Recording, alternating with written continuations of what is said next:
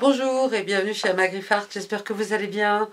Aujourd'hui je vous retrouve avec un projet qui a deux axes. En fait, le premier axe c'est la création de blocs comme celui-là qui s'appelle le Card Trick Block et qui donne cette espèce d'illusion de blocs imbriqués les uns dans les autres.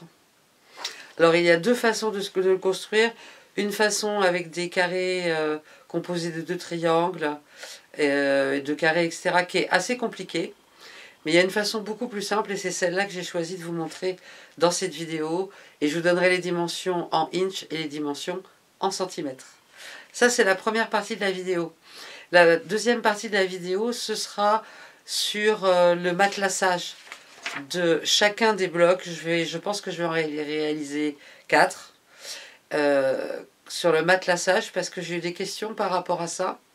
Et donc, ce sera comment je fais le matelassage de ce bloc-là, par exemple. Hein. Il y a des centaines, voire des milliers de façons de matelasser, de motifs, etc. Et puis, la semaine prochaine, la vidéo de vendredi de la semaine prochaine, ce sera une vidéo sur comment on peut coudre ensemble des blocs qui sont déjà matelassés individuellement. Alors, évidemment, c'est valable pour les plus grands ouvrages. Là, j'ai exprès pris des petits blocs.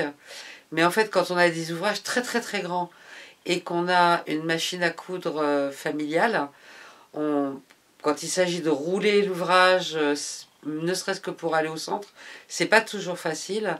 Donc, je vous montrerai la méthode que j'emploie quand je dois recoudre ensemble différents blocs que j'ai déjà matelassés pour que ce soit un peu moins compliqué. Ça, ce sera la semaine prochaine. En attendant, place au tutoriel. Merci si vous aimez la vidéo de mettre un petit pouce j'aime, de vous abonner si ce n'est pas encore fait, de poster un commentaire pour mettre un message quel qu'il soit. Merci à tous les fidèles, merci aux nouveaux inscrits et place au tutoriel.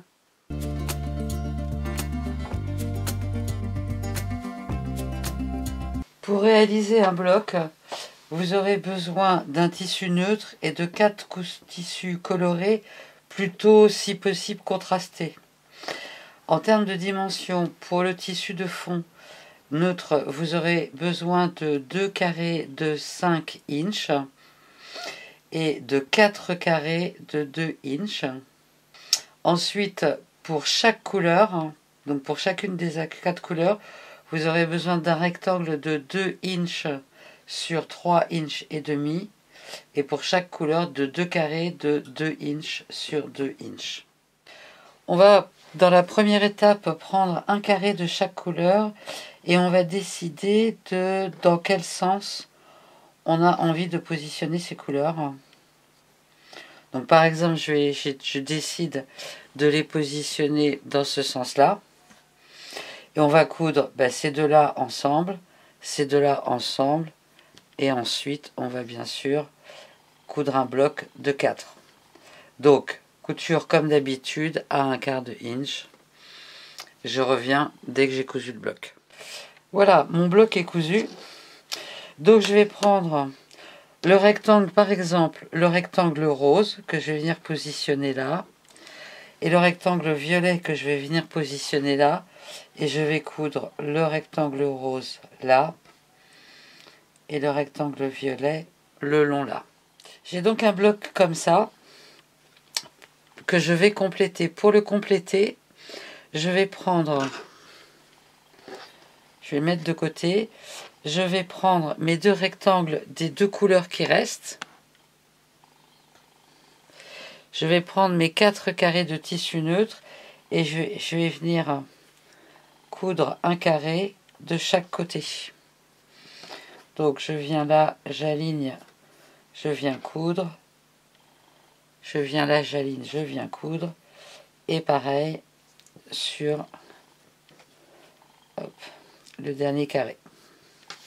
Alors j'ai pas montré, mais j'ai bien sûr repassé et j'ai repassé à plat. Donc voilà, je les ai cousus et repassés pareil couture ouverte. On va reprendre notre bloc. Là, on a la couleur bleue. Je vais venir positionner ma bande bleue. Et là où j'ai le vert, je vais venir positionner ma bande verte. Et donc, je vais rabattre et venir coudre là. Je vais rabattre et venir coudre là. Et voilà le bloc cousu et repassé pareil, couture ouverte. Alors, la seule chose, c'est que ce bloc ne se présente pas dans ce sens-là, mais il se présente dans ce sens-là. Donc, on a besoin de venir en faire un carré qui va venir dans le bon sens. Donc, pour cela, on va prendre nos 2 carrés de tissu neutre. On va prendre nos 4 carrés restants. Et on va venir, alors peu importe dans quel sens, on va venir... Alors, ce que je vais faire, moi, c'est que je vais, au fer à repasser, marquer la diagonale de chaque carré avant de venir les positionner. Alors, vous pouvez aussi, si vous préférez, tracer un trait, peu importe. On va prendre chaque carré et on va venir positionner un carré de couleur, peu importe le sens, dans chaque angle comme ça. Et on va venir coudre sur la ligne ou sur le trait ou sur la ligne de repassage que l'on vient de créer, peu importe. Et pareil pour le deuxième, on va venir coudre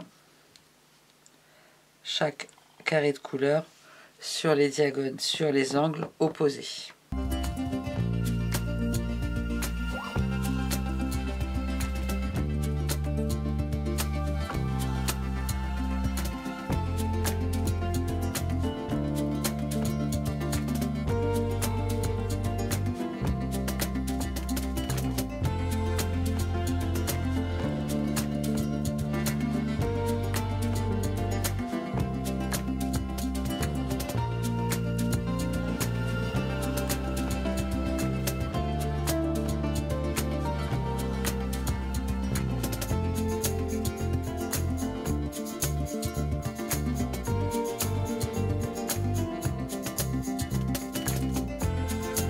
Donc on a nos petits carrés cousus dans les diagonales opposées.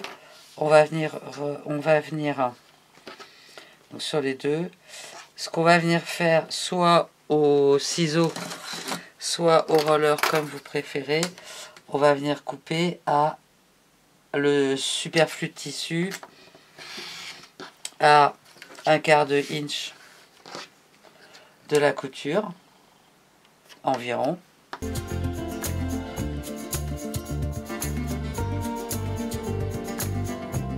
Et on va venir repasser, donc je vais aussi repasser couture ouverte, mais vous pouvez aussi repasser, alors normalement on va repasser vers l'extérieur, donc vers le foncé, comme vous voulez. Donc voilà, j'ai repassé couture ouverte, les 2 blocs. Ce qu'on va faire maintenant, c'est qu'on va venir couper ces blocs sur la diagonale pour avoir 2 triangles ayant chacun une couleur. Donc on coupe bien sur la diagonale où il n'y a pas d'angle de couleur. Donc on a, du coup, on va avoir 4 triangles. Vous n'êtes pas fondamentalement obligé de faire ce petit ajout. Vous pourriez imaginer pas le faire, mais je trouve que c'est plutôt joli de le faire. Une fois qu'on a fait ça, on va reprendre notre bloc. Je vais m'éloigner un petit peu, hop, dans l'autre sens. Et on va décider de comment on va positionner, puisque l'idée, je vais le faire comme ça. L'idée va être de venir coudre ces triangles.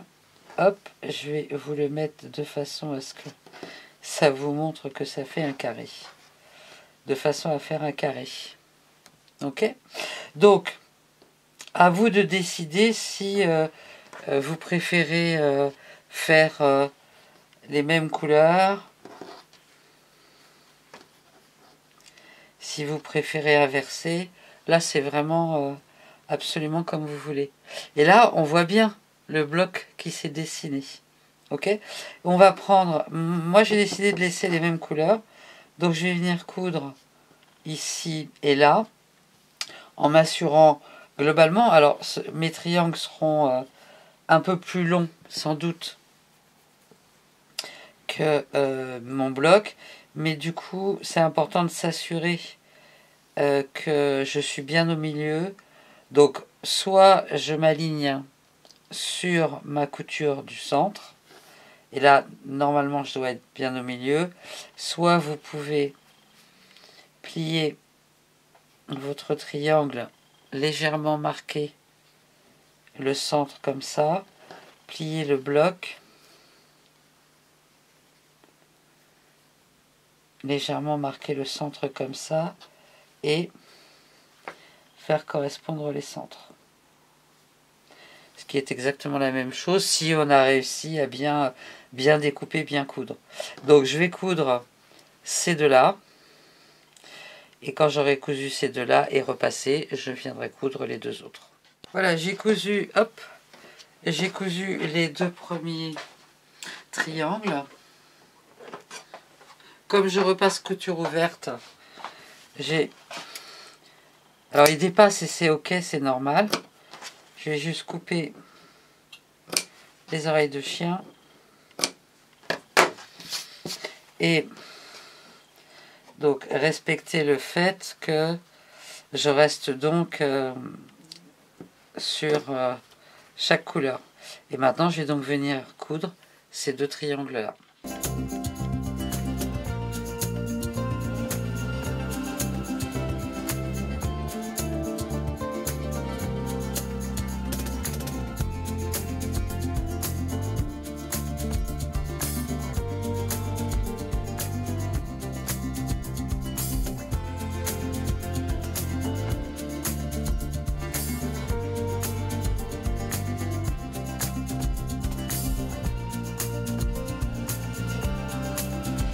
Je trouve qu'on voit mieux de loin le côté un peu, je sais pas comment dire, twisté de ce bloc, que je trouve au demeurant très sympa. Alors j'ai créé 4 blocs à l'identique. Alors en inch, moi je les ai créés en inch, je vous dirai, je vous mettrai en centimètres. En inch, le bloc terminé mesure 8 inch et demi. Donc c'est bien comme une dimension de bloc pour un patchwork. J'en ai fait 4. Bien sûr, vous pouvez agrandir le nombre en fonction de l'ouvrage que vous voulez faire ou utiliser ces blocs-là dans un autre ouvrage. Ok. Donc maintenant, on va passer à la deuxième partie qui est donc la partie matelassage de ces 4 blocs. Alors, le molleton que j'achète, c'est celui-là. Sincèrement, je le trouve sur Amazon. C'est un 100% coton. Après, je sais qu'il est disponible en plusieurs dimensions. Je l'achète généralement donc ça fait 3,5 m sur 3,5 m. Ce qui me permet, si j'ai des grands ouvrages, de ne pas avoir à faire de couture entre les différents molletons. Ce que j'aime bien, c'est le 100% coton, pour être honnête. Au départ, j'en utilisais un avec du polyester et finalement celui-là, je l'aime beaucoup plus. Pourquoi? Parce que, alors là, pour ce projet, j'ai récupéré des chutes, mais je l'aime beaucoup parce qu'il est fin, il est plat et il est très très facile à travailler. On peut, là j'étais un tout petit peu juste sur les chutes que j'ai retrouvées, donc j'ai un tout petit peu tendu comme ça et ça me permet de faire le fond, donc c'est très bien. Pour vous donner un exemple, ça c'est un exemple qui n'est pas en coton, donc qui est en polyester, je pense, je sais pas quoi. Alors c'est un peu plus épais, c'est pas plat, c'est pas régulier en fait. Par exemple, là il y a presque un trou, puis là il y a un gros paquet, donc en fait je n'aime pas celui-là. Alors que celui-là il est extrêmement régulier.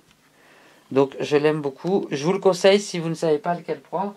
De ce que j'ai vu, on trouve l'équivalence de ça dans les magasins de tissus.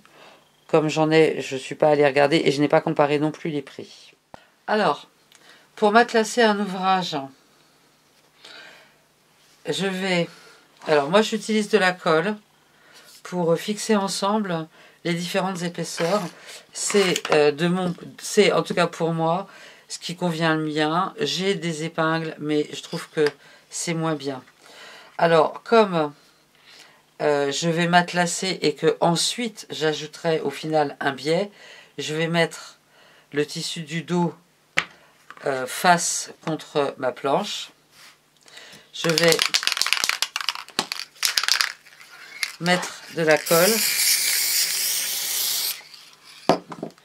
et je vais positionner mon molleton.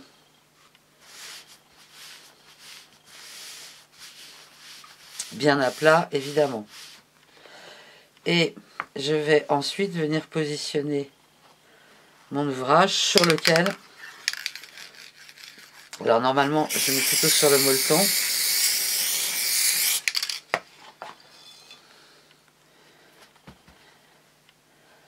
je m'assure que mes coutures sont bien mises.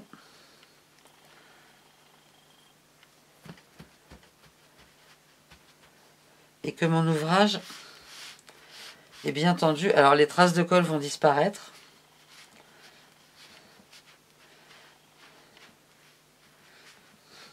Alors on laisse toujours autour environ 2 inches de chaque côté, c'est-à-dire environ 5 cm de tous les côtés.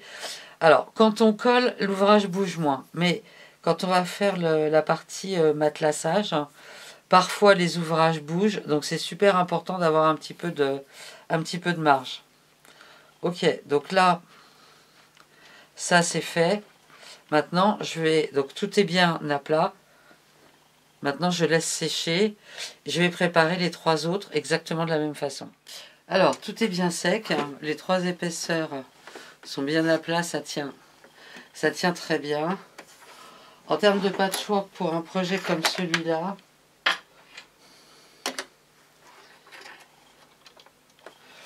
je vais rester sur quelque chose de très simple.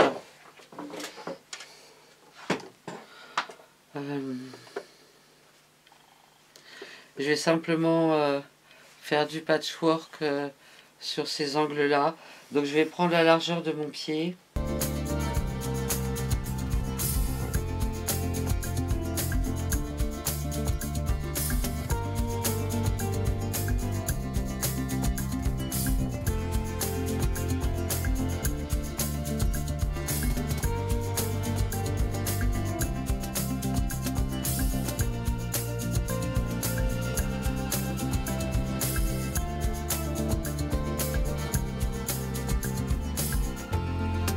Donc voilà ce que ça donne, simplement 4 petites diagonales. Et je vais faire exactement la même chose dans tous les coins. Donc je vais me mettre d'abord au coin opposé. Et je vais continuer à le faire là. Après je ferai les 2 angles. Et je vais faire exactement la même chose sur les 4.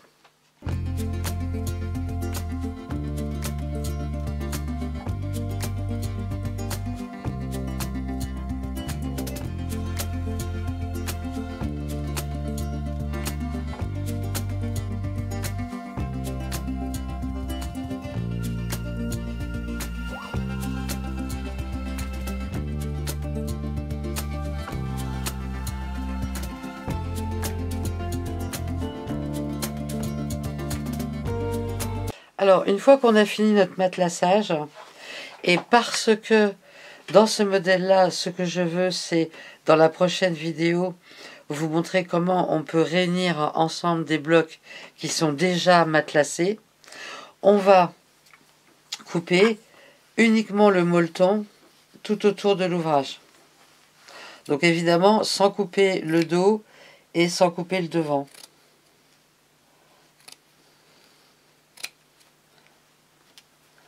Alors, s'il y a des endroits où on a un petit peu cousu le matelassage par-dessus, c'est pas dramatique.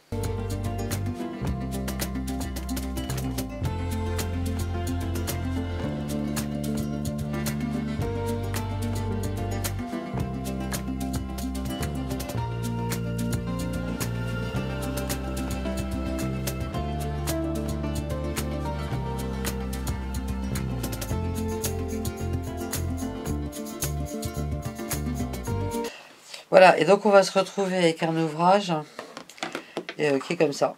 Donc on a notre tissu du dessus, notre molleton et le tissu du dos qui dépasse. Et au dos, on peut voir effectivement le matelassage qui a été fait et tout est bien à plat. Donc je vais découper le tour des 4 et puis ce sera tout pour cette vidéo.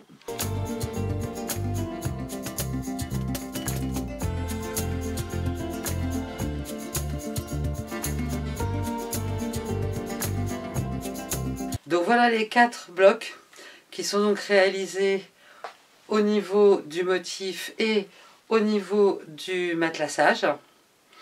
La semaine prochaine, parce que pour l'instant ça ressemble quand même pas à grand chose, la semaine prochaine comme prévu, je vous montrerai comment on peut réunir ensemble des blocs qui sont déjà matelassés. Parce qu'évidemment on ne va pas les réunir matelassage sur matelassage, ça va créer des grosses épaisseurs. Ok, j'espère que cette vidéo vous aura plu. Si c'est le cas, pensez à mettre un petit pouce j'aime, à vous abonner si ce n'est pas encore fait. Et bien sûr, vous pouvez poser toutes vos questions ou mettre des petits mots sympas dans les commentaires. Prenez soin de vous, bonne semaine et à vendredi prochain. Bye bye!